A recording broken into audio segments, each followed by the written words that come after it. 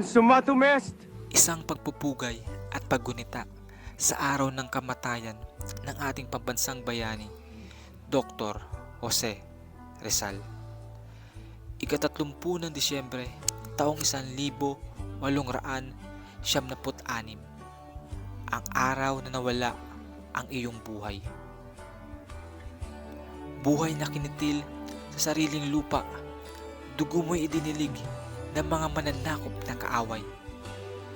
Kahit may pagkakataon kang tumakas at kalasin ang tanikala sa iyong mga kamay, di ka tumalikod at mas ninais mong ang iyong hiningay sa bayan ialay.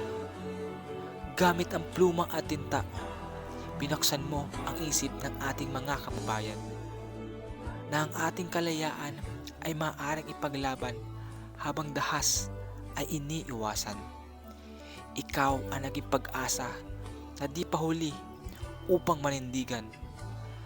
Tayo ay mga Pinoy, sa puso at isipan, maging sa gawa ay mapapatunayan. Ang hukbo mong likha ng pluma at tinta ay kinatakutan ng mga banyaga. Ang talim ng mga salita ay sumusugat na tulad ng isang mandirigma. Di mo mamamalayan ang paglusob kung saan nagbumula. Mensaheng pumukaw sa makabayang damdamin higit pa sa babala. Sa pamamagitan ng iyong panulat na ihayag ni Crisostomo Ibarra ang isang talinghaga. Huwag mo akong salingin, isang bulok na lipunang ikinubli sa atin ng mga Kastila. Nagpahirap at umabuso sa ating mga kababayan sa sarili pa nating lupa. Biniwisan ng pawis at dugo ang pang-aalipin na sa inang bayan ay nagpaluha. Pinagpatuloy ni Simon ang talinghaga na lalong nagpaalab sa adikaing makalaya.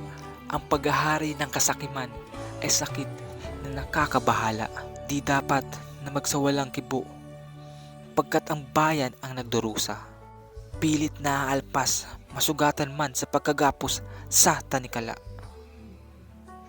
Dahil sa iyong pagkamatay, mas lalong sumidhi ang damdamin ng himagsikan.